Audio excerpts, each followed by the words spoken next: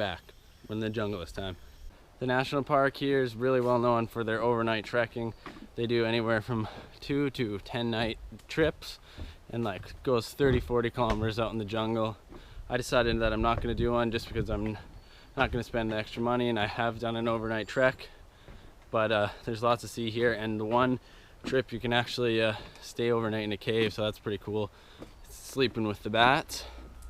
But I'm going to stay overnight here one more time, check things out today a little bit more, and then I'm going to head off to Parentian Islands in the morning. It's been like my third week now traveling alone, and I'm just about at 5 months now traveling, so kind of it's terrible to say that everything kind of gets normal, but just moving around and sleeping somewhere different every night just becomes kind of the norm. And especially traveling with people you never really met, like you make friends really easily. But yesterday when I arrived at the last stop on the bus, it was just like a tiny bit of a shock. I had not expected to have another 3-hour boat ride after a 3-hour ride in the van. So riding into the jungle on the boat, it was kind of raining, splashing by the water, like sitting really low in this dirty, muddy water, cruising off for like 3.5 hours until you get to this little village. It just kind of gives you like a sense of like, what the hell? I really am halfway across the world, and like this is just a really crazy feeling, being not quite lost, but somewhere you've never been before, and like I never even heard before the last month. So just it's like a very good eye-opener. Gives you a sense of like how small you are in the world, and like you're really way the hell out there. So it's definitely exciting, but sometimes it can just give you a little bit of an awakening when you're heading off to like some unknown adventure. It's pretty crazy, and it's really like empowering, I guess, as weird as that sounds, but that you could do it once you get going and just kind of get out there. It's definitely a good way to see the world.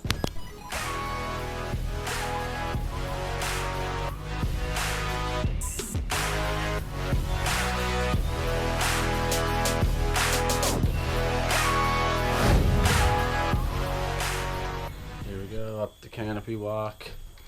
I know it's the second one this week, but I had not planned on that, and this one's much bigger and better. First impressions, pretty good. Looks like it goes a long way, so here we go. Whoa.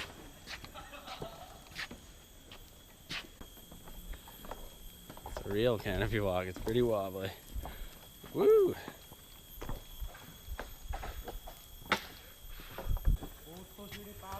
Made it to the number 1 station, and it is beautiful.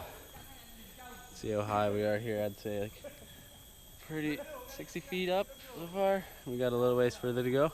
Actually, pretty surprised how tall this is, because we're over 100 feet now. I must say, getting a little, not nervous, but this thing shakes a lot. So it's just like working my gimbal and my camera. It's like, holy. The end of the walkway here, and it gets pretty gnarly right here. Just have a look. Whoa. Steep and still a canopy walk. Right down between each step, you can see the ground.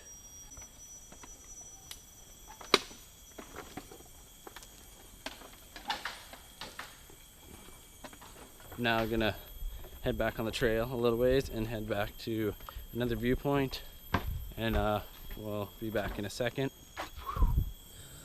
Just had about a 15-minute break a little ways down because it's so damn hot. I'm sweating to death here, but couldn't sit much longer. The flies are a little crazy up here. You can see the viewpoint right here. Got another one to go. This one's pretty sweet too. You can see probably can't see it right from there, but it's just down there, the river that we were on. And now we're gonna keep going. Head up to the next one.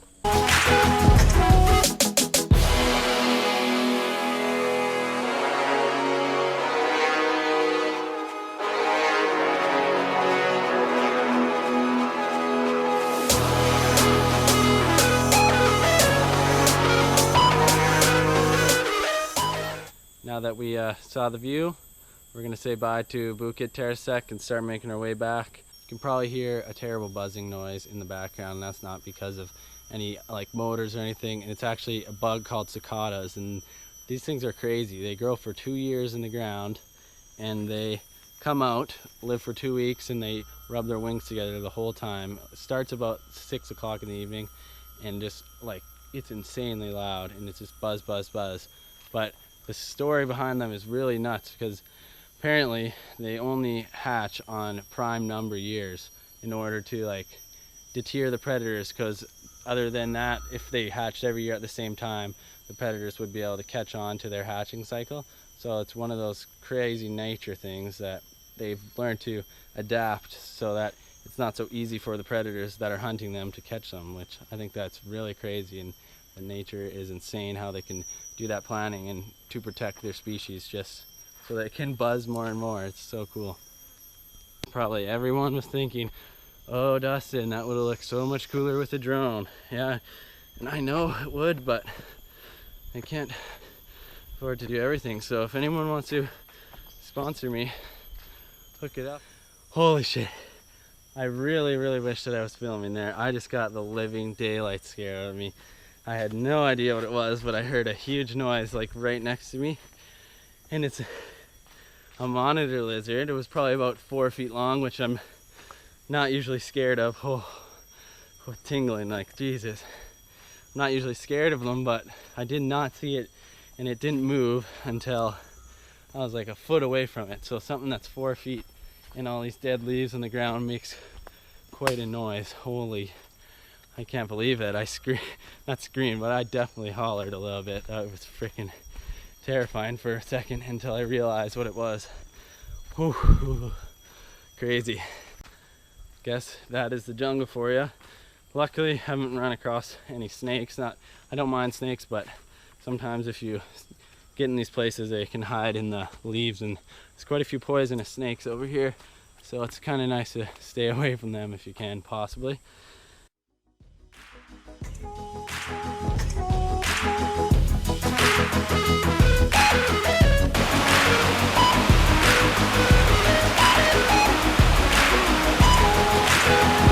had to cut things a little short because it started pouring, as you can see behind me.